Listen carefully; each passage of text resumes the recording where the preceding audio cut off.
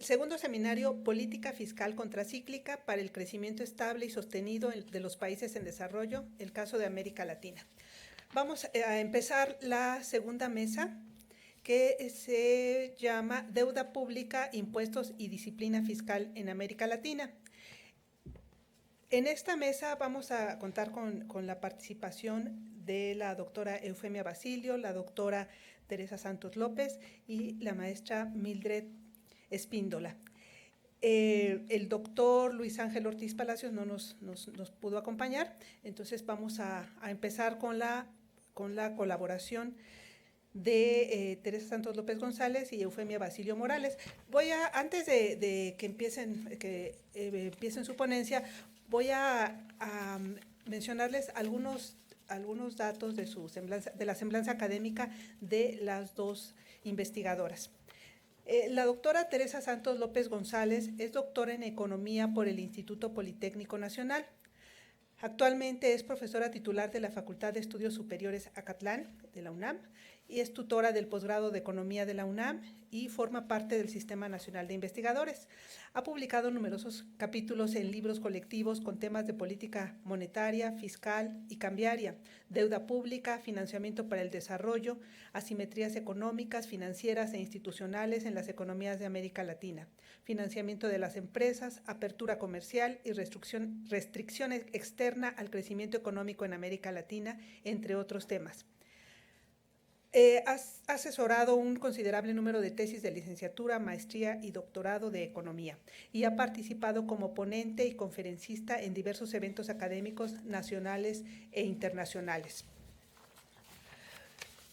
Por su parte, la doctora Eufemia Basilio Morales es doctora en economía con la especialidad en finanzas públicas por la FES Acatlán.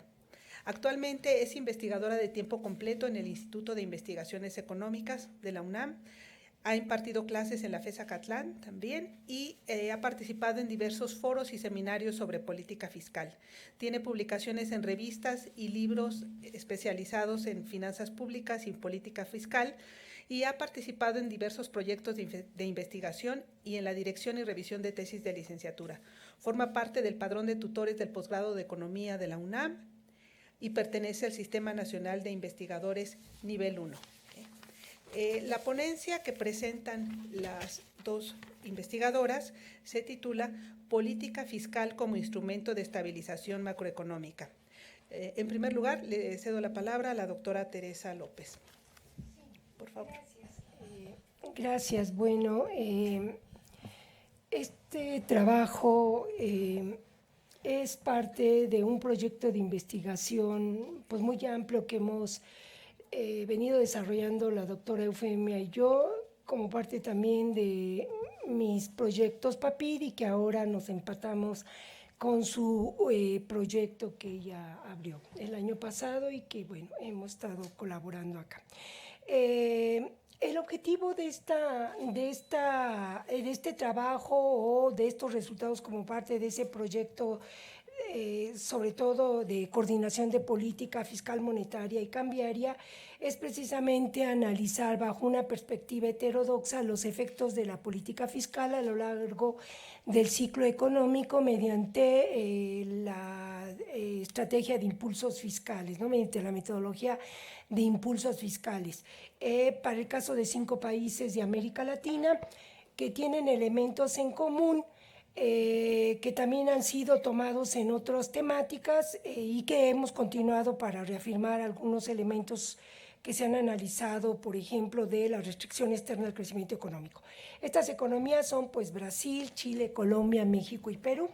La hipótesis de que guió esta investigación sostiene que la adopción de la política monetaria de metas de inflación, al subordinar a la política fiscal al cumplimiento de la meta de inflación, obligó a los gobiernos de estos países en distintos grados y en distintos momentos a aplicar políticas fiscales procíclicas, sobre todo en la etapa recesiva. Y pues de entrada el hecho de asumir las finanzas públicas sanas o el equilibrio fiscal ya significa una fuerte limitante para ejercer política fiscal contracíclica o política fiscal activa. Es decir, desde el momento en que la política de metas de inflación, la política macroeconómica de metas de inflación, adopta el principio macroeconómico de equilibrio fiscal, está subordinando a la política fiscal a actuar de manera contracíclica, sobre todo en la etapa recesivas. Entonces, con este objetivo y esta hipótesis estamos corroborando algunos otros resultados o reforzando resultados que hemos ya sacado en otros trabajos, por ejemplo, de los flujos de capital de cartera y los efectos de la política fiscal, que es otro de los temas que hemos ya analizado. A manera de introducción, rápidamente presentaré algunos comentarios, algunas evidencia empírica o evolución de cómo se ha venido comportando la política fiscal. Como todos nosotros sabemos, una de las fuertes discusiones en términos de la macroeconomía históricamente ha sido de si la política fiscal o la política monetaria son los instrumentos, cuál de ellas es el instrumento más eficiente para estabilizar la economía, ¿no? Esa discusión sobre todo reaparece hacia finales de la década de los 60. Sin embargo, antes, sobre todo a partir de la década de 29, se aceptaba que la política fiscal contracíclica era eficiente y efectiva para reactivar la economía. Entonces, en efecto, antes, como los autores ortodoxos o convencionales o neoclásicos, como le quieran llamar, entendiendo por estos todos aquellos enfoques que dicen que la actividad económica está determinada por el lado de la oferta, agregada a diferencia de los enfoques ortodoxos que priorizan el efecto de la demanda efectiva para la determinación de la actividad económica. Bueno, hasta antes de la crisis de 1929, estos enfoques convencionales o neoclásicos habían dicho que la política fiscal había actuado de manera neutral, es decir, no tenía efectos ni positivos ni negativos. Sin embargo, a partir de la crisis de 1929, y concretamente con el trabajo de Keynes, se reconoce que en unas circunstancias como las derivadas de esta crisis, fundamentalmente el alto desempleo, se acepta que la política fiscal es necesaria para sacar a la economía de esta recesión y llevar el nivel del ingreso al nivel de la capacidad productiva de pleno empleo, ¿no? De hecho, también recordemos el trabajo de Milton Friedman de 1948, donde reconoce que el nuevo marco de la macroeconomía tiene que ser la política fiscal activa para reactivar la economía. Friedman cambia totalmente hacia finales de los 60, pero en los 40 reconocen su famoso trabajo sobre el nuevo marco, ¿no? Entonces, después de la crisis de 1929, empiezan a surgir trabajos muy importantes que refuerzan esta capacidad de la política fiscal para reactivar el crecimiento económico. Entonces me voy muy rápido en esta parte, en el trabajo completo que se va a publicar en uno de los libros, resultado del proyecto PAPIT mío, viene toda esta presentación de esta revisión de la literatura. Solo en esta parte quiero comentar que las políticas keynesianas que se aplican en los años de la posguerra y después en los años que en el caso de nosotros se conoció como el desarrollo estabilizador, fue muy importante la coordinación de la política fiscal, la política monetaria y una visión integral del desarrollo industrial y de la política de financiamiento. Es decir, el crecimiento que se logró en esos años de la posguerra no fue resultado solo de la política fiscal activa, fue resultado de una coordinación de varias políticas y fundamentalmente de la política fiscal y de la política monetaria. De ahí que se le considere que la política monetaria se acomodó o se flexibilizó a la política fiscal activa de expansión del gasto público y sobre todo del gasto en infraestructura y del crédito que otorgaron los bancos. Es decir, hubo una política monetaria acomodaticia y que permitió que, claro, en un escenario internacional de una alta demanda agregada a nivel mundial, permitió que la tasa de interés durante ese periodo permaneciera constante en un escenario, como vuelvo a comentar, de fuerte crecimiento por la reconstrucción de los países que estuvieron en la guerra y los procesos de industrialización de países en ese momento de América Latina, ¿no? En los años de la posguerra.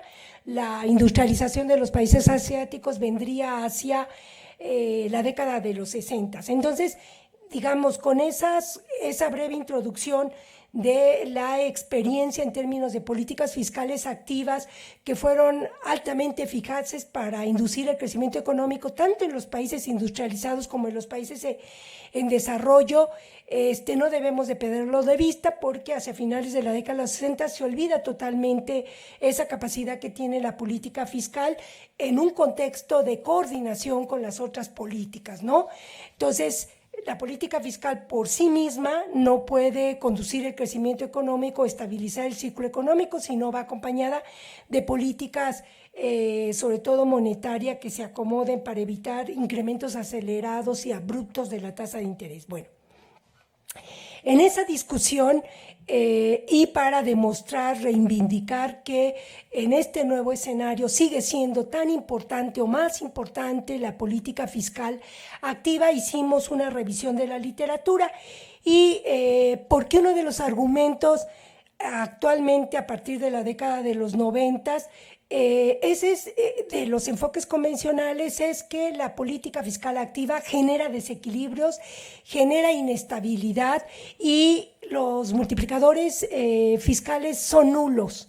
Y esto tiene como antecedente, como ustedes recordarán, los mentados efectos Claudinau, ¿no? Que vienen desde el enfoque neoclásico y que luego es retomado en la década de los 70 por Milton Friedman, que un incremento del gasto público financiado con deuda pública, desplaza la inversión privada y entonces en el mediano y largo plazo este incremento del gasto deficitario no tiene ningún efecto. Sus antecedentes históricos, como bien lo saben, es la equivalencia ricardiana de Barro y donde se refuerza nuevamente el enfoque de los Claudinau o los efectos desplazamiento. Entonces, esta literatura que mencionamos, esta revisión de la literatura que mencionamos, todos ellos desde la perspectiva convencional, todos ellos llegan a resultados que he mencionado, que no es otra cosa sino la reivindicación de con distintos elementos y bajo nuevos supuestos, lo que se ha venido diciendo de los efectos Claudinau, que la política fiscal activa deficitaria genera desequilibrios porque genera desplazamientos y que en ese contexto los multiplicadores del gasto público, multiplicadores keynesianos, no tienen ningún efecto. Entonces, esta descripción de los trabajos revisados llegan, digamos, a esas conclusiones. Aquí se presenta esta presentación están rápidamente resumidos esos trabajos. Desde la perspectiva heterodoxa, entonces, hay algunos señalamientos muy puntuales que son críticas fundamentales a estos trabajos heterodoxos, a estos trabajos convencionales, donde dicen que una de las fallas fundamentales de los análisis convencionales que dicen que la política fiscal no tiene efectos sobre el crecimiento económico y menos es capaz de estabilizar el ciclo económico. Una de las críticas se centra en que los análisis convencionales no ubican o descuidan los efectos de la política fiscal en las diferentes fases del ciclo económico, fundamentalmente en las etapas cuando entra en recesión y de declinación y de recesión. Entonces, los trabajos que desde esa perspectiva heterodoxa hacen estos investigadores abren la pauta para ubicar las fallas de estos modelos y reivindicar el papel de la política fiscal.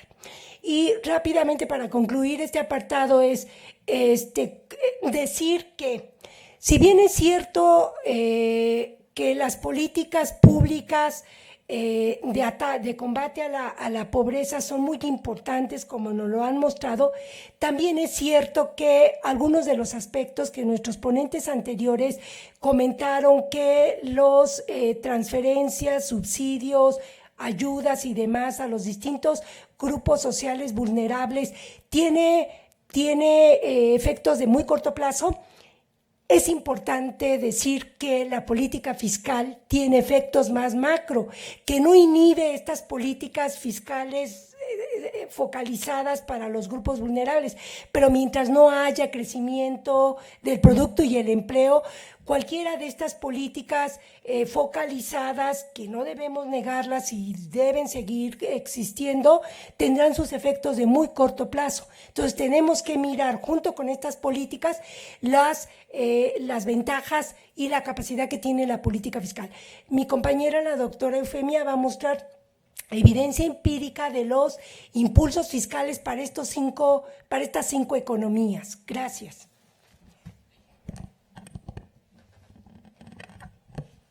Sí, muchas gracias. Y como bien comenta la doctora Tere, después de esta revisión teórica nos dimos a la tarea de entender un poco qué pasa con estas 5 economías, ¿no? Sobre todo respecto al impulso fiscal en cada una de ellas, que de entrada habrá que entender que el impulso fiscal es una variable que construimos de tal manera que nos mide cuánto se incrementó el PIB dado un incremento previo del gasto público, ¿no? Siguiendo la metodología de al arco para una economía en Estados Unidos, me parece.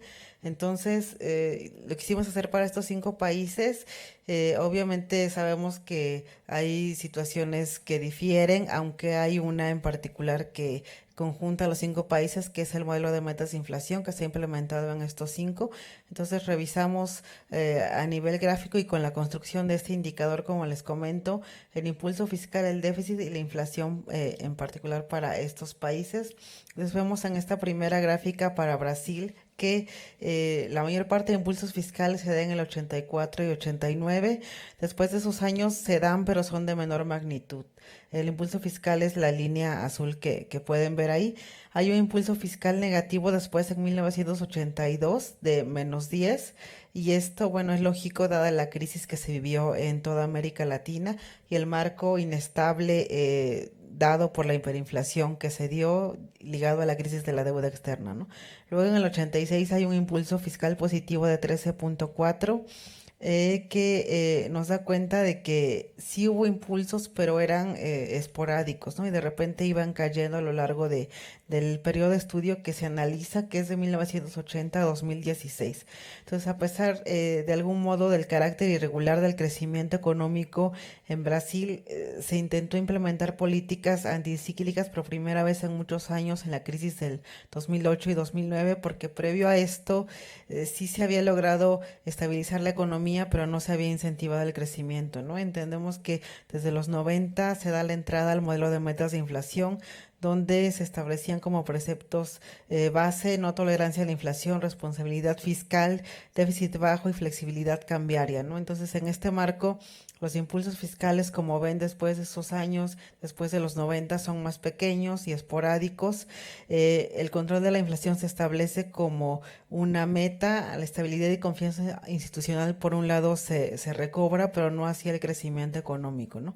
Que se fue en detrimento en el periodo de Lula. En el 2005 los impulsos fiscales siguen siendo esporádicos, aumentaron un poco, pero luego volvieron a caer por la caída de la demanda agregada, ¿no? Luego se da un ligero incremento, pero como vemos, después de los años 2000 se vuelve a la caída. Entonces, les reitero, a pesar de ese crecimiento irregular, después de la crisis del 2008 se intentan establecer políticas contracíclicas, y entonces entendemos que la economía se reactiva de algún modo dado el aumento del gasto público, pero como sabemos, se da la controversia que, como bien decía la doctora, entre el papel del Estado y del gasto público en cada una de estas economías. Finalmente se llega a la decisión en 2013 de no implementar ese tipo de políticas para redistribuir el ingreso vía gasto público. Se opta por aumentar la tasa de interés, lo cual desacelera la economía nuevamente, y en 2013 vemos que la actividad económica cae nuevamente, cae la demanda de ahorro privado y se dan los déficits llamados trillizos: déficit de cuenta corriente, déficit fiscal y déficit en balanza comercial. Esto para la economía de Brasil, que al final concluiremos un poco qué pasa con todas estas. En el caso de Chile, también la característica de esta como el de los otros países es que dada la crisis de los 80, que es el periodo que empezamos a analizar, se da inestabilidad financiera, recesión, inflación, dejada por la crisis de la deuda del 82, que como les digo coincide en todas estas economías. En el 85 se inicia un proceso de recuperación, intentando nuevamente mediante la inversión pública incentivar el crecimiento y también vía exportaciones. La política fiscal activa con la inversión pública jugó un papel clave y en el 85-88 vemos que el impulso fiscal fue positivo. La política fiscal tuvo como objetivo aumentar el ahorro doméstico. El PIB creció, pero luego nuevamente volvemos a una caída que fue resultado de nuevamente perder el dinamismo económico, dada la intención de estabilizar la economía mediante un modelo de metas de inflación, y a finales del 98 se da también una caída de los precios internacionales del cobre. Entonces la solución a esto es volver a contener vía disminución del gasto público, disminución del déficit público, lo cual genera a la larga una debilidad macroeconómica de 1999-2003, como lo vemos en la gráfica, lo cual explica el carácter procíclico de la política fiscal que se da a partir de esos años. Luego para 2003 vuelven a aumentar nuevamente los términos de intercambio con el aumento del precio del cobre, pero la idea de flexibilizar la política fiscal se da, aumenta la inversión pública, pero finalmente se vuelve a abandonar ante la idea, como decimos, el objetivo del modelo de metas de inflación. Los impulsos fiscales de 2000 a 2008 son positivos solo en 2005, siendo negativos desde 2001. En la última década, realmente la aplicación rigurosa del modelo de metas de inflación con el propósito de mantener una baja inflación y el déficit bajo también en cuenta corriente ha generado debilitamiento de las finanzas públicas, porque finalmente la política fiscal ya no tiene ese margen de acción que tenía antes y se vuelve más rigurosa junto con México, que también lo vamos a ver en cuanto a políticas procíclicas. Entonces solo hubo impulsos fiscales positivos 2010, 2012, los demás fueron negativos y los positivos que hubieron fueron realmente muy pequeños. Luego en la última década, como les digo, la estrategia del gobierno chileno se da junto con las demás economías por una política procíclica y una política monetaria restrictiva para mantener una inflación baja, pero con ello también el crecimiento no fue lo que se esperaba, ¿no? En el caso de Colombia tenemos lo mismo, ¿no? Que en los 80 no hubo un impulso fiscal positivo de entrada por la desaceleración económica de la actividad y la política monetaria y la política fiscal se vuelven restrictivas. Ante la fragilidad financiera de esos años, en el 91, la Asamblea Nacional Constituyente de Colombia otorga autonomía al Banco Central, el Banco de la República, en el caso de Colombia, cuyo objetivo vuelve al mismo punto, ¿no? Combatir la inflación mediante un modelo de metas de inflación, donde entendemos que entonces nuevamente se vuelven esporádicos los impulsos fiscales, excepto del año 94, donde se incrementan dada la situación también de otras economías, pero en general el comportamiento se vuelve irregular, no sostenible. Hay impulsos fiscales, sí, de 2010 a 2016, pero en el marco del modelo de metas de inflación, el crecimiento se centra en una política monetaria que incrementa tasa de interés y contiene el gasto público, ¿no?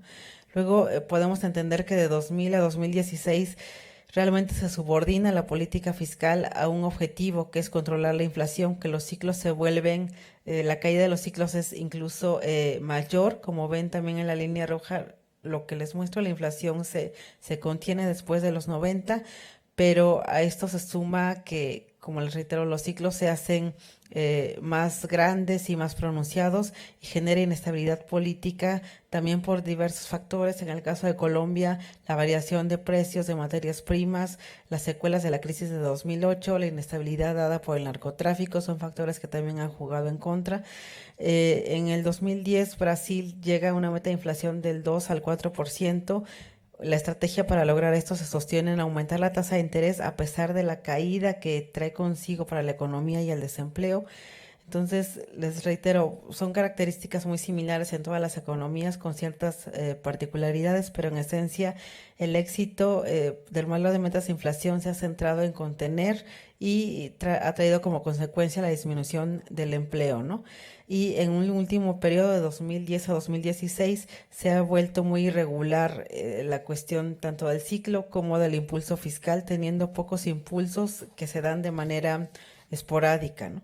Luego, para el caso de México, que quizá, bueno, obviamente es el país que más conocemos, analizamos un periodo más grande por la información de la que disponemos en 1960 a 2016, que como sabemos en este largo periodo encontramos el desarrollo estabilizador, la crisis del 82, la crisis del 2004, pero en esencia entendemos que a finales del 65 se da el agotamiento del modelo de metas de inflación, que a partir de ahí se rompe con la política contracíclica, que se vuelve procíclica, que los ciclos, al igual que pasaba con otros países, se rompen y ya no son tan largos, son como pequeños y más pronunciados, que hay fases de crecimiento menores después de la crisis de los 80, tasas también de empleo más baja, la duración de los periodos es corta, que ha habido impulsos fiscales esporádicos, cada que hay crisis se intentan contener y aumentan el gasto público, hay impulsos fiscales pero no son permanentes, que la coordinación de la política monetaria y financiera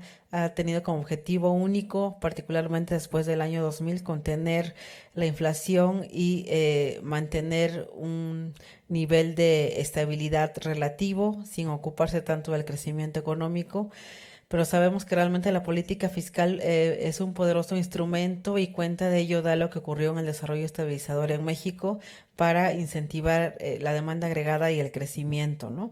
Generó mayor empleo, mayor inversión pública, mayor inversión privada, entonces en este gran periodo podemos ver impulsos que fueron importantes para la economía hasta los 80 y luego otros que dejaron de serlos y que siguen estando ahí de manera esporádica, pero como les reitero, es cada que se intenta contener las crisis, ¿no? Entonces, después de eso podemos concluir que en el caso de México ha ocurrido lo mismo, que de algún modo la economía la política fiscal se ha supeditado a lo que se requiere en cuanto a estabilidad, a control de precios, y esto no ha dado cuenta en un mayor crecimiento, sino simplemente en estabilidad, ¿no?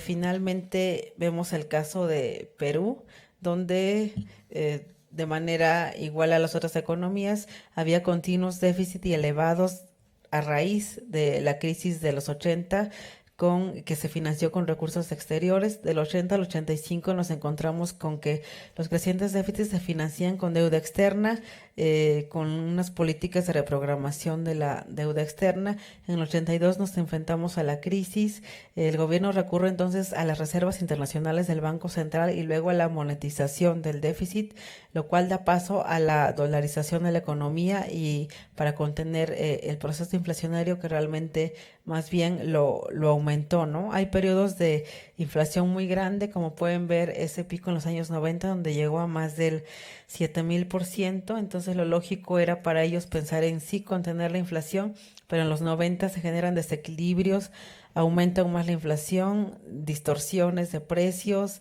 En el 92 la ley orgánica del Banco Central de Perú intenta contener mediante ciertas estrategias que hacen que la política monetaria tenga como objetivo hacer uso de todos los mecanismos posibles para estabilizar la economía y como les digo, desde el 94 Perú ha transitado sí al modelo de metas de inflación mediante ciertas estrategias que nos llevan a estabilizar, pero disminuyendo los niveles de vida y de crecimiento, ¿no? Pero sí habrá que destacar que en el caso de la contención de la inflación, en los últimos años, a pesar de que establecen medidas procíclicas, han sacrificado un poco de inflación y se ha crecido, que es el único caso que destacaríamos del resto de los países, ¿no? Las políticas, como les digo, en el marco del modelo de metas de inflación se han tornado restrictivas, excepto por los casos en que se han permitido mayor inflación y ha habido también mayor crecimiento, lo cual puede ser evidencia de que podríamos sacrificar inflación, pero crecer, ¿no? Cosa que no se ha hecho en el resto de economías y en particular en México, donde sabemos que los mecanismos nos han llevado a estar estables en cuanto a precios, pero a no crecer, ¿no? Entonces, tal vez la conclusión o la característica particular de todas estas economías es que sí han convergido en la mayor crisis de los 80 en todas las economías de América Latina, lo cual ha detonado en un menor crecimiento, en inflación acelerada y en, de algún modo, finanzas públicas que se han vuelto inestables, pero luego la solución que dieron a esto fue estabilidad, lo cual no creo que sea la opción, porque podemos observar que después de esto el crecimiento ha ido disminuyendo cada vez más y más, entonces se debe replantear nuevamente la cuestión de establecer políticas contracíclicas para poder ver al gasto público como una herramienta como se hacía en años anteriores. Bueno, es todo por mi parte.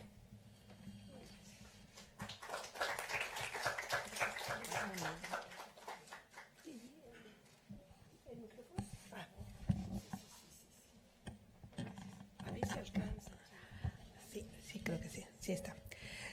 Muchas gracias a las dos por su participación. Y continuamos entonces ahora con la ponencia de la maestra Mildred Yola Espíndola Torres. Ella es licenciada y maestra en Economía por la FES Acatlán de la UNAM y cursa el doctorado en Economía en el Programa de Estudios de Posgrado de Economía de la UNAM, sede Instituto de Investigaciones Económicas. Actualmente forma parte del personal académico del Instituto de Investigaciones Económicas. Ha colaborado en los boletines Situación y Perspectivas de la Economía Mexicana y en el boletín Momento Económico. Ha colaborado también en diversos artículos en coautoría. La ponencia de la maestra Mildred Espíndola se titula Un análisis teórico sobre el impacto del ISR en la inversión. Le doy la palabra. Muchas gracias a la doctora Eufemia por la invitación a este seminario. Y bueno, lo que les voy a presentar es precisamente un análisis teórico sobre el impacto del ISR en la inversión. Siempre ha sido controvertido el pago de impuestos porque este representa que el Estado se quede con una parte de los ingresos de la sociedad. Y resulta más controvertido cuando estos ingresos se destinan a un gasto que la sociedad a lo mejor no está de acuerdo en que se haga, ¿no? El caso de los impuestos corporativos o el ISR corporativo no es la excepción. También hay una fuerte controversia en cuanto a su aplicación porque se argumenta, por un lado, que un mayor impuesto a las corporaciones puede debilitar la inversión y el crecimiento económico, y por otro lado también podría ocasionar incremento en precios y a veces no es tan redistributivo como se piensa, ¿no? Entonces, el objetivo de esta presentación es dar diferentes visiones teóricas respecto al impacto del impuesto sobre la renta en las decisiones de inversión de las empresas en modelos agregados, precisamente desde la visión de quien lo paga, que son los empresarios. Entonces, se mostrarán dos enfoques, básicamente. Son muchísimas las variables que se tienen que considerar para evaluar el impacto del impuesto corporativo sobre la inversión. Y aquí voy a destacar dos visiones generales. Una en la que se plantean mercados de competencia perfecta, en los que el costo de capital es uno de los determinantes fundamentales para la inversión, y otro enfoque en el que se consideran mercados de competencia imperfecta, en los que la tasa de ganancia y la demanda son los determinantes fundamentales de la inversión. Ahora, tanto en la visión que contempla el costo de capital como importante determinante de la inversión, como en el que considera la tasa de ganancia, se llegan a conclusiones a veces diametralmente opuestas, ¿no? Entonces, dentro de los enfoques que consideran al costo de capital, precisamente está la base pues, de su análisis, pero de acuerdo a los supuestos que hacen en torno al acceso al financiamiento, a las fuentes de financiamiento, en cuanto a si existe la posibilidad de deducir el impuesto, si existe certidumbre o no. Esto hace, digamos, la diferencia en cuanto a las conclusiones que se derivan. Igualmente, en el enfoque que plantea la competencia imperfecta y a la tasa de ganancia como determinante de la inversión, también se llegan a conclusiones que a veces pues llegan a sorprender, ¿no? Entonces, vamos a iniciar con estos enfoques que consideran el costo de capital como relevante, y es importante señalar alguna definición, ¿no?, para que esto nos quede más claro. Entonces, el costo de capital es el rendimiento mínimo que debe generar un proyecto o una empresa para que los inversionistas decidan invertir o comprar una empresa, ¿no? Este costo de capital, entonces, es un rendimiento mínimo, y este costo está vinculado con el costo del financiamiento y el costo de oportunidad del empresario al destinar su capital a la inversión en otro tipo de activos. Es decir, vamos a comparar, digamos, este costo de capital con, digamos, el empresario más bien compararía este costo de capital con lo que le representaría, o la ganancia que le representaría invertir su capital de otra manera, ¿no? Vamos a iniciar entonces con la teoría convencional, en la que se suponen mercados de capital perfectamente competitivos, donde no hay restricción al financiamiento y hay certidumbre, digamos, una visión muy optimista, ¿no? Bajo esta visión, la estructura financiera no es importante, es decir, que la empresa se endeude con acciones o con deuda o no va a afectar el valor de la empresa. No hay restricciones al financiamiento. Si el empresario está dispuesto a pagar el costo de la deuda, que es la tasa de interés, entonces pues va a tener acceso sin problemas. Entonces, la decisión de inversión va a estar en función, bueno, van a tomar la decisión de invertir a partir de la maximización de los beneficios, y entonces van a comparar el producto marginal del capital, que se entiende como la cantidad de producción adicional obtenida cuando se incrementa la cantidad de capital en una unidad. Lo van a comparar esta producción marginal con el costo de capital. Aquí, obviamente, en el costo de capital se incluye nuestra variable, digamos, de interés, que es el impuesto. Entonces, el costo de capital va a estar integrado por la tasa de interés, la tasa de impuesto y la depreciación. De esta manera, la inversión responderá negativamente, obviamente, al incremento del costo de capital y positivamente a las distintas formas de depreciación y a los subsidios a la inversión, entre otras variables. Entonces, tenemos que si el producto marginal del capital es mayor al costo del capital, entonces el empresario va a tener incentivos para aumentar su costo de capital.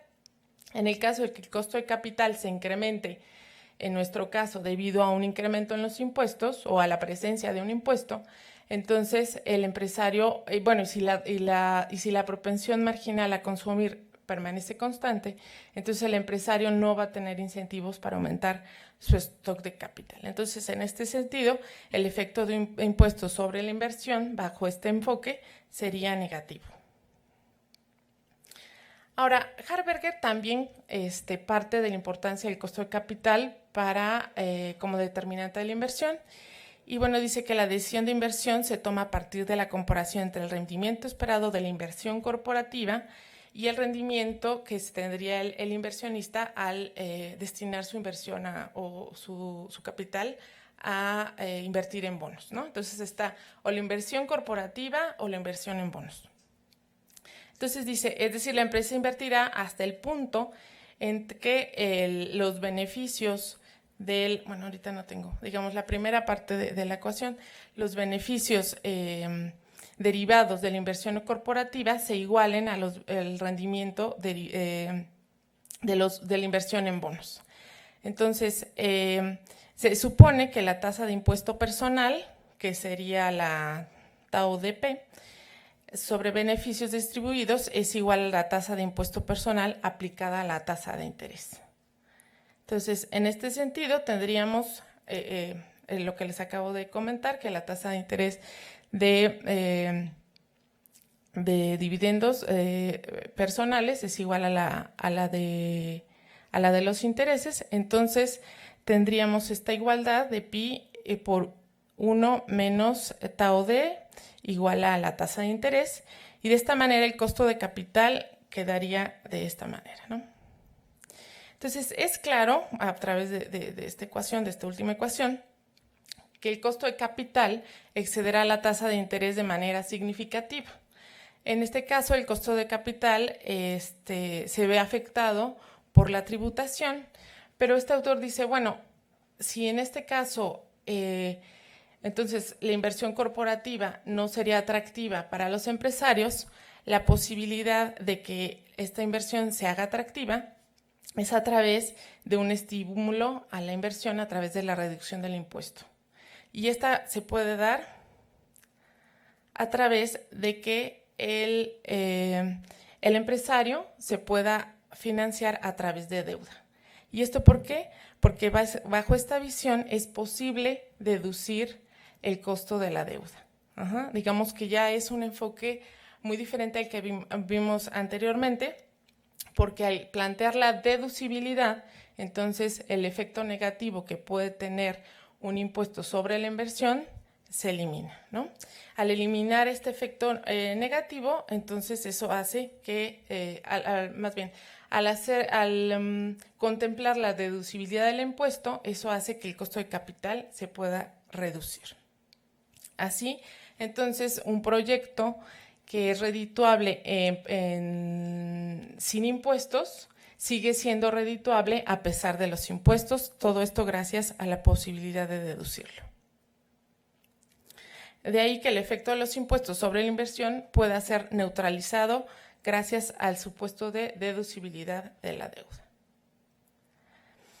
Ahora tenemos otra visión que es la de King. También considera el costo de capital importante como determinante de la inversión y entonces dice, plantea ahora algo, digamos una nueva novedad, ¿no?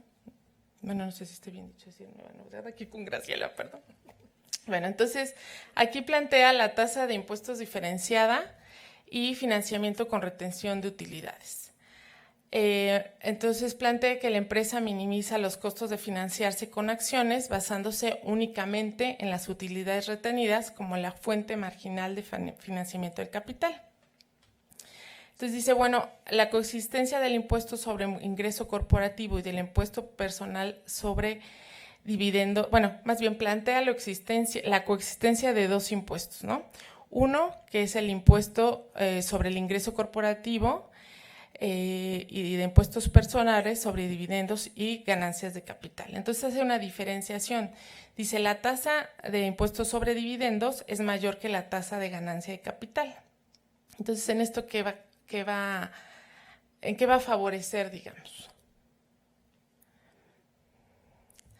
Si la tasa de impuestos sobre dividendos es mayor a la tasa de capital, si los empresarios prevén que entonces no se les pague los dividendos, digamos, en una primera fase del proceso, porque si se les pagan los dividendos en la primera fase, prevén que tendrán que pagar una tasa mayor de dividendos, entonces pueden decir, bueno, me voy a esperar a que no se me repartan las utilidades y esas utilidades retenidas pueden servir para autofinanciar la siguiente inversión.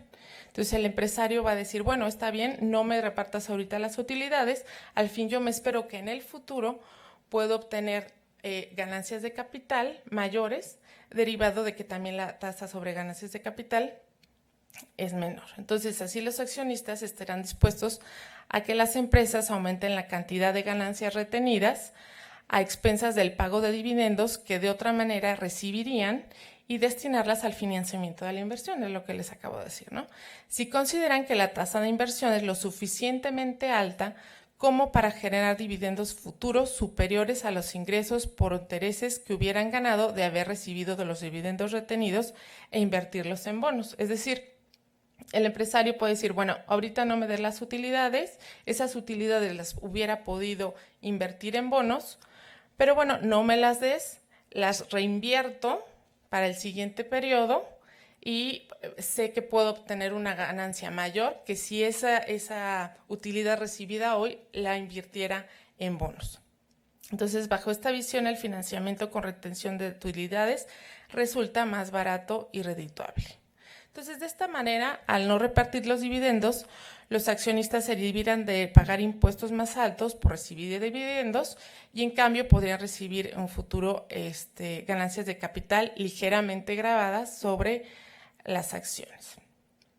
En este caso, el impacto de los impuestos sobre la inversión será diferenciado. ¿Y por qué es diferenciado? Porque, bueno, pueden haber empresas jóvenes en expansión que todavía no obtengan las ganancias necesarias como para reinvertir sus utilidades. En cambio, las empresas maduras puede ser que sí obtengan esas ganancias suficientes para reinvertirlas, ¿no? En cambio, para así es lo que les decía, impuestos sobre dividendos personales, no aumentará, digamos, el costo de capital. Ahora, bajo la visión de Modigliani y Miller, que también consideran el costo de capital como relevante, suponen mercados de competencia perfecta, hay ausencia de restricción financiera, pero hay incertidumbre. Entonces, a diferencia de la visión convencional que veíamos al principio, para Modigliani y Miller, ya la estructura de capital es relevante, es decir, la manera en cómo se financian las empresas sí va a afectar el valor de la misma, ¿no? Entonces, la estructura financiera se vuelve importante en la determinación del impacto que tienen los impuestos sobre la inversión. Entonces, las empresas pueden recurrir a la emisión de acciones, como se sabe. Por la emisión de acciones, pues no tienen algún costo, simplemente después de pagar impuestos le entregan a los empresarios la utilidad que les corresponde. Y si se financian con deuda, pues sí tienen que pagar, digamos, el costo de la tasa de interés, ¿no? Ahora, Modigliani y Miller señalan que en presencia de impuestos el valor de una empresa que recurre al financiamiento con deuda es mayor al que una empresa que se financia con acciones, debido nuevamente a la posibilidad de deducir el costo del endeudamiento. Entonces, él también plantea la importancia la importancia de deducir el costo del endeudamiento, lo que permitirá que el valor de la empresa pues sea mayor, ¿no? Entonces, de acuerdo a Modigliani y Miller, la posibilidad de deducir el costo del endeudamiento hace que la deuda se convierta en la mejor fuente de financiamiento. Y porque a partir de esta se logra que el monto de impuesto pagado por la empresa se reduzca. Esto por la deducibilidad, quedando una mayor proporción de flujo de caja para ser repartida entre acreedores y accionistas y haciendo más rentable la inversión. Es decir, en tanto que el financiamiento con deuda es deducible, incrementa el rendimiento que se obtiene de las acciones, además hace que los accionistas financien una proporción de la inversión, pero reciban más rendimiento. De ahí que el impuesto tenga un impacto neutro sobre la inversión. Luego, de los últimos teóricos que plantea la importancia del costo de capital en la determinación de la inversión, tenemos a Fasari, Hubbard y Petersen. Ellos sí ya contemplan un mercado imperfecto, ya contemplan la restricción al acceso al mercado de crédito, información asimétrica, y bueno, esto hace una importante diferencia. Entonces dicen, bueno, no hay acceso libre al financiamiento como se había planteado anteriormente. O sea, si se dan cuenta, los demás decían, sí, que se endeuden y deduzcan y ya, no hay problema, ¿no?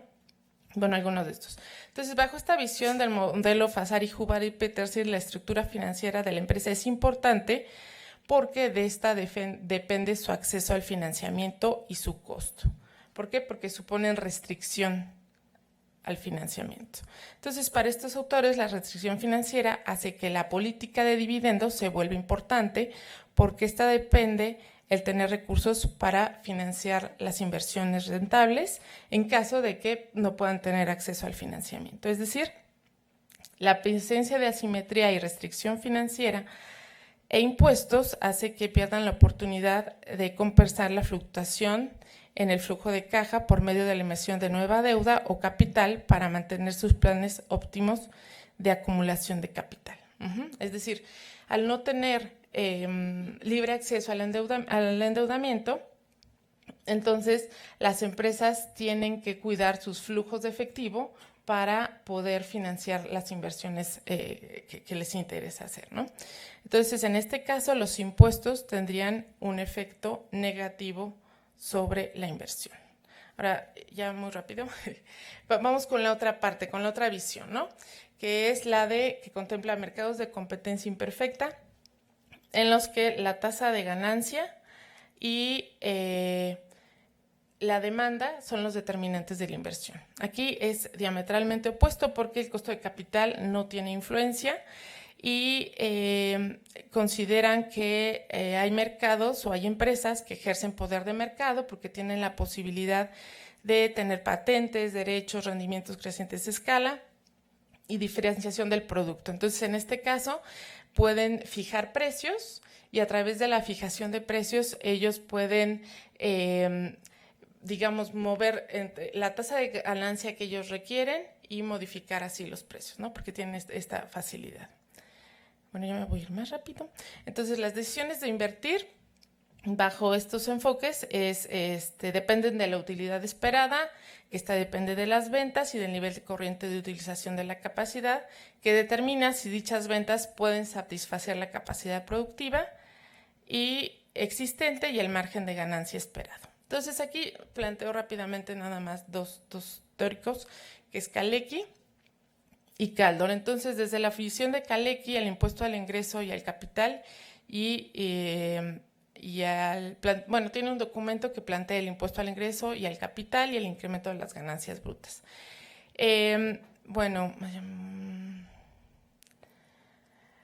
Dice que los empresarios tendrán a financiarse con ahorros propios, lo que además les abrirá las puertas al financiamiento externo, ¿no? Entonces ellos desde un principio plantean la importancia de financiarse con recursos propios. Ahora, la ganancia bruta de las empresas se determina por la diferencia entre el valor de las ventas y los costos directos de producción. Entonces, esta diferencia lo que buscan es que se haga lo más grande para obtener la mayor ganancia. Entonces, si la ganancia bruta total, las ganancias que quedan después del pago de impuestos y de deflactar los precios de los bienes de inversión crece, también crecerá la inversión. Ahora, ya me voy a ir a esta parte donde nos dice que el ingreso nacional se compone de la suma de las ganancias brutas y la cuenta salarial, o bien por el valor de consumo y la inversión total. Ya que los obreros consumen todo lo que ganan, entonces nos dice Kalecki, las ganancias brutas son iguales al consumo de los capitalistas, CC, más la inversión. Esta ecuacioncita es muy importante para entender después el impacto de los impuestos sobre la inversión. Entonces, a estos son igual las ganancias brutas. Lo interesante aquí es que para Kalecki, un impuesto, lejos de afectar negativamente a la inversión, es un incentivo para la inversión porque cuando se incluye el impuesto, incrementa las ganancias brutas. Entonces, de esta manera, la inclusión de los impuestos en el modelo tiene dos importantes efectos. El primero, un efecto inmediato reflejado en el incremento de la tasa de ganancia en el monto TI por el efecto de un incremento del gasto estatal en TI. Al incrementarse las ganancias, también se elevará el nivel de empleo hasta el punto del incremento en la ganancia bruta. Y el segundo efecto será provocado por la influencia en el impuesto al ingreso que ejerce sobre la rentabilidad de la inversión. Es decir, ante mayor perspectiva de ganancia, pues también habrá una mayor perspectiva de rentabilidad. Y en este punto es conveniente recordar que en el primer periodo, cuando apenas se introduce el impuesto, la ganancia bruta aumentará en la misma cantidad que lo hace el nuevo impuesto. Tomando esto en cuenta, las empresas en el siguiente periodo considerando el incremento de las ganancias brutas, pues estarán también motivadas a invertir. De esta manera se va a contrarrestar el posible efecto depresivo del impuesto sobre el ingreso. Entonces, bueno, de esta manera, ya para ir más rápido, la conclusión de este modelo es que la inclusión del impuesto sobre la renta tendría un efecto positivo sobre la inversión a través del incremento de las expectativas de una mayor ganancia bruta que la inclusión de los impuestos implica, ¿no? Y ya finalmente, Kaldor, al igual que Kalecki, supone que la acumulación de capital está en función de la tasa de ganancia. Coincide con Kalecki en que la inversión puede financiarse a través de recursos internos, pero encuentra que en economías con mercados de competencia imperfecta y en periodos suficientemente largos, los impuestos sobre las utilidades de las empresas suelen traducirse en decisiones de inversión que contemplan un margen de utilidad más alto. Es decir, hay impuestos, bueno, entonces mi margen de utilidad tiene que ser más alto. Y entonces, de esta manera, los impuestos tienden a trasladarse al consumidor. Entonces, Kaldor concluye que, en este caso, los impuestos no tendrán ningún efecto distributivo ni afectarán a la inversión porque simplemente se trasladan al consumidor, ¿no? Entonces, bueno, como ustedes pueden ver, hay una gama de posibilidades, a pesar de que en los diferentes se partan pues de enfoques de supuestos generales iguales. La conclusión a la que se llega del efecto del impuesto sobre la inversión puede ser diametralmente opuesta o incluso pues sorprendente, ¿no? Muchas gracias.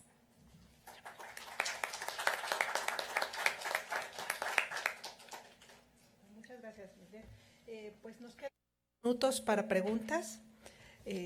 No, se hacen, las preguntas son directas, no hay papelitos.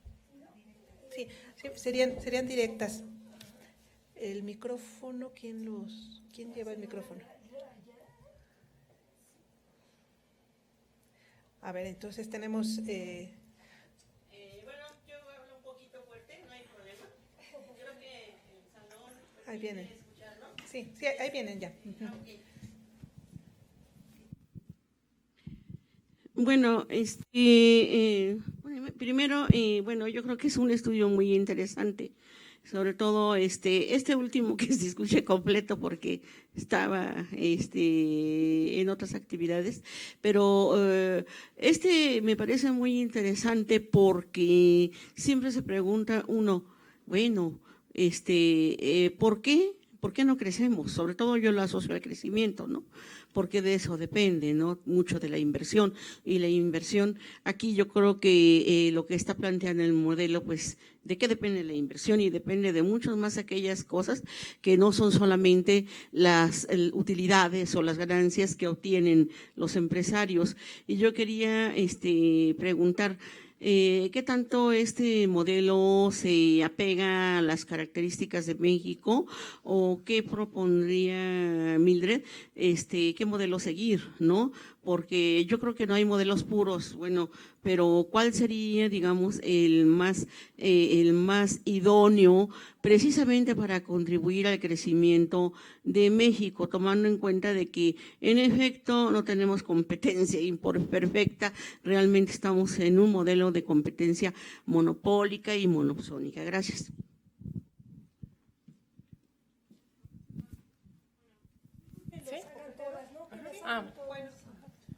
A la maestra Teresa, quisiera tener un comentario un poquito más amplio de cómo usted percibe la coordinación en el periodo estabilizador de la política económica y la monetaria.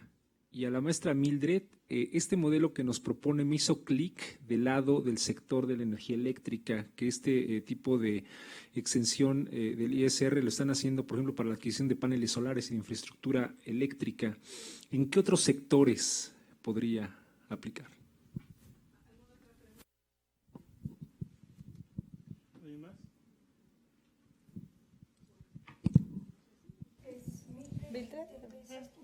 Sí. Bueno, así como hay diversidad de teorías que explican el impacto del impuesto sobre la inversión, también la evidencia empírica, yo creo que va a mostrar muchos resultados, todavía no voy para allá, pero de hecho sí hay una gran diversidad y esta diversidad también tiene que ver con el tipo de empresas, ¿no? O sea, no es lo mismo el análisis de una gran empresa que una pequeña y mediana. Entonces, así como igual, como un modelo tal cual, yo creo que hay bueno, mi idea, esto es parte de mi trabajo de tesis doctoral, y creo que esto se debería evaluar más bien por sectores, justamente, o sea, como para ver la característica de cada sector y la problemática de cada sector y el tipo de empresa de la que se esté hablando, ¿no? No creo que haya un tipo de política tributaria que se pueda aplicar para toda la diversidad de empresas, que existen, ¿no? Obviamente que no partimos de competencia perfecta, pero sí hay elementos que yo creo que en general, bueno, siempre mi educación siempre ha sido dirigida a la parte heterodoxa, ¿no? Pero hay elementos que de repente sí se podían considerar para enriquecer el análisis y también así contemplar la diversidad de empresas, ¿no? No creo que se pudiera enfocar en general a todo el tipo de empresas.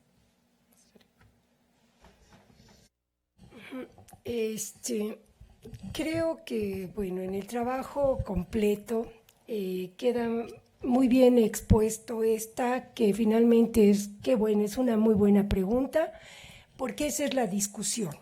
Entonces, voy a comentar el caso de México, que lo tenemos muy cercano, ¿no? Y ya hay que plantear que el escenario de los 40, 45, 65, antes de que terminara la década de los 60, era un escenario totalmente distinto al de hoy. Para empezar, era una economía mundial en crecimiento estábamos saliendo de la Segunda Guerra Mundial, la reconstrucción de Europa y los procesos de industrialización de América Latina, ¿no? Entonces, ubicar ese escenario, o sea, había una fuerte liquidez por parte de Estados Unidos, la necesidad de colocar sus excedentes. En ese sentido, el Plan Marshall es un elemento fundamental a través del cual Estados Unidos colocó una parte muy importante de sus excedentes, no solamente en América Latina. Entonces, lo digo para no decir que estamos en la añoranza y que queremos traer el desarrollo estabilizador en el nuevo contexto, ¿no? O sea, hay que ubicar las características y las condiciones. Seguramente dirán, esas condiciones permitieron aplicar la política que aplicamos. Pues sí, en parte sí, pero también es muy evidente que los gobiernos de América Latina tenían claro que su política de modelo sustitutivo de importaciones era la vía para el crecimiento económico, vía la industrialización. También es claro, ¿no? Eso también, digamos, es claro. ¿Qué pasó en ese momento? Dadas esas condiciones, el modelo sustitutivo de importación se basó en una coordinación de la política fiscal y monetaria en un primer momento, sin descuidar la visión del proceso de industrialización basado en la sustitución de importaciones, sin descuidar la política de financiamiento, y estábamos en un sistema financiero en general, incluyendo a los países industrializados, de sistemas financieros altamente regulados, y empezando por el de Estados Unidos. La Stiglitz-Glass de 1933 era eso.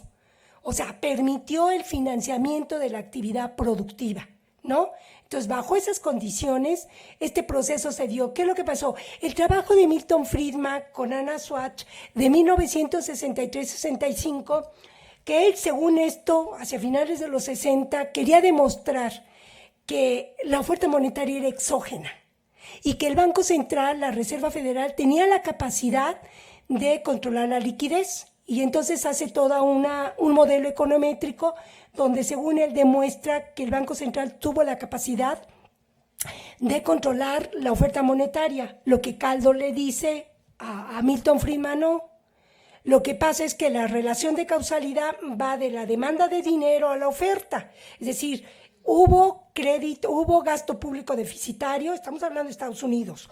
hubo un crecimiento acelerado del crédito, que fue el que permitió el consumo masivo, o sea, un crecimiento de la economía, un crecimiento del crédito que permitió esa expansión de la actividad económica. Entonces, lo que Kaldor le dice en la refutación a su trabajo a Milton Friedman, no, la relación de causalidad va de la demanda de dinero a la oferta de dinero. Luego, entonces, la demanda de dinero determina la oferta. En realidad, ¿qué le estaba diciendo Kaldor a Milton Friedman?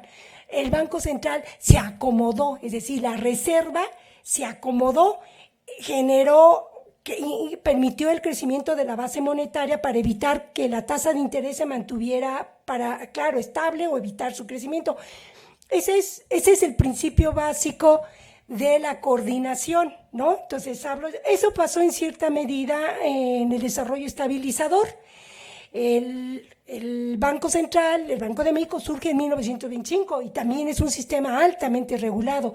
Los encajes legales, la inducción del crédito en toda esa época permitió, tan es así que las empresas, no solamente por lo bondadoso de la política tributaria que les permitió exenciones de impuestos y precios de bienes públicos baratos, sino además porque esas ganancias altas las reinvirtieron, de tal manera que el gobierno y los bancos no tenían ningún problema con esos encajes.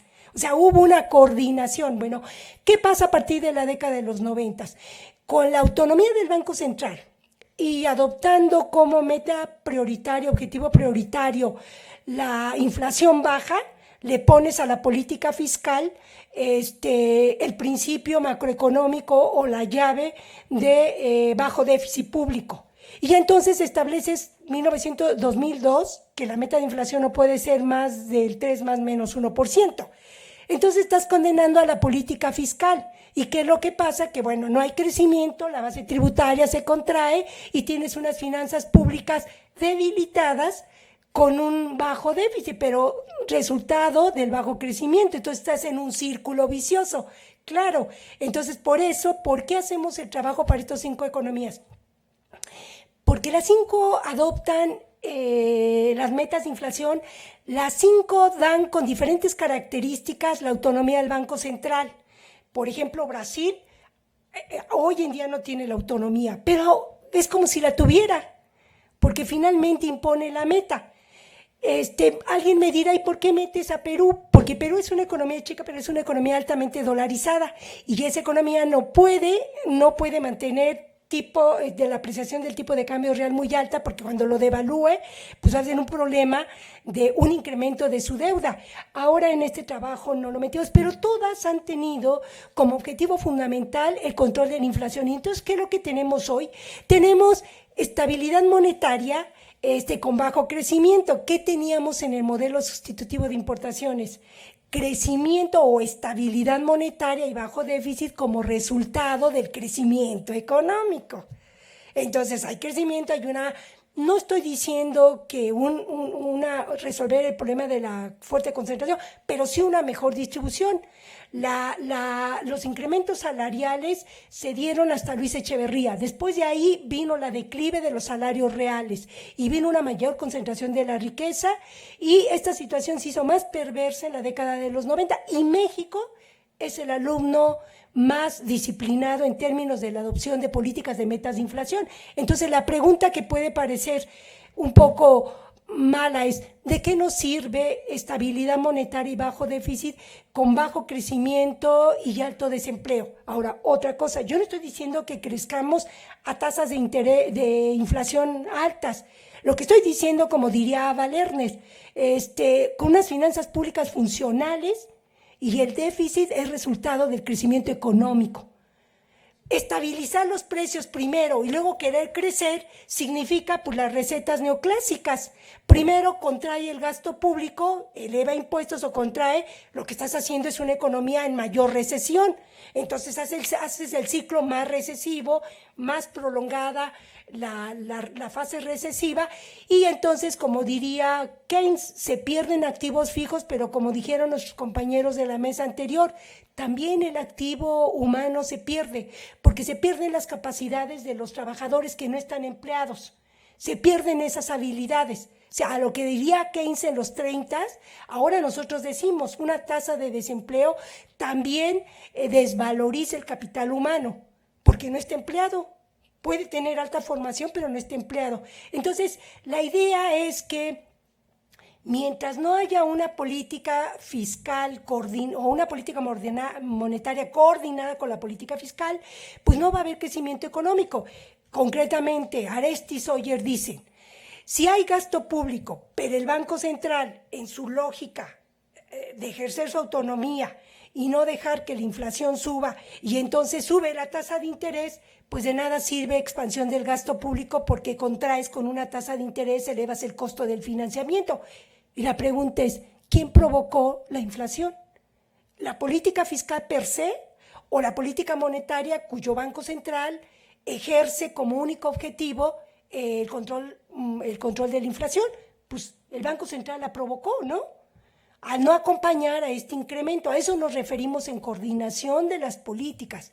Y eso es lo que no ha pasado. O sea, lo que menos hay bajo el modelo de metas de inflación es coordinación en política fiscal y monetaria. La política monetaria persigue su único objetivo, que es el control de la inflación. Y entonces subordina bajo el principio de finanzas públicas sanas, que no es lo mismo, diría Ava Lerner, finanzas públicas funcionales, porque la pregunta sería distinta. ¿Por qué no fijamos primero una tasa de crecimiento del PIB y luego vemos qué tasa de inflación se le acomoda y qué déficit nos daría? Y solo para rematar, López Obrador dice que se acabó el neoliberalismo. Yo digo, estratégicamente a lo mejor está bien que siga diciendo que tenemos finanzas públicas sanas.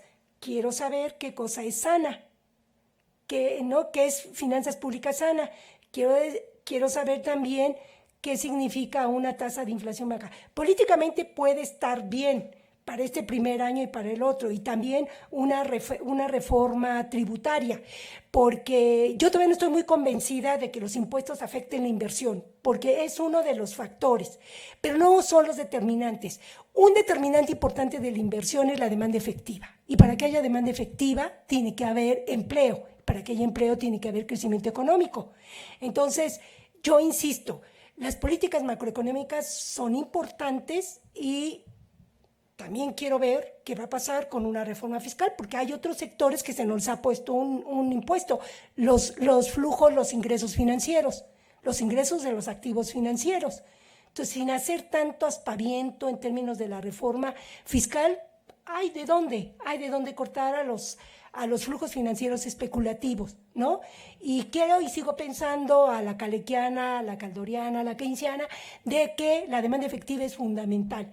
Y esa es la diferencia entre los modelos heterodoxos y los modelos ortodoxos. Los modelos ortodoxos siguen apostando más allá de que hablen de mercados imperfectos, que asuman asimetrías, que asuman incertidumbre, siguen pensando que los determinantes de la actividad económica es por el lado de la oferta. La gran diferencia con los enfoques heterodoxos es que, al igual que Keynes, siguen pensando que el principal determinante del crecimiento económico es la demanda efectiva. Y para eso hay que crecer. Y ahí todavía tiene mucho papel que ejercer la política fiscal, ¿no? En coordinación con la política monetaria, industrial y financiera. Alguien dirá, en un escenario globalizado hay poco margen, pues utilicemos el margen que nos queda, ¿no? Claro, digo, ¿cuántas veces desde 2008 la FED bajó su tasa, la Unión Europea, y nosotros nunca la bajamos? Y hasta ahora, que quiero pensar que es Eduardo Esquivel, quiero pensar que de alguna manera hay posicionamientos ahí, ¿no? Eso es un elemento muy importante. Gracias. Bueno, pues les agradecemos mucho su presencia aquí el día de hoy y los esperamos mañana en el segundo día de este seminario. Buenas tardes.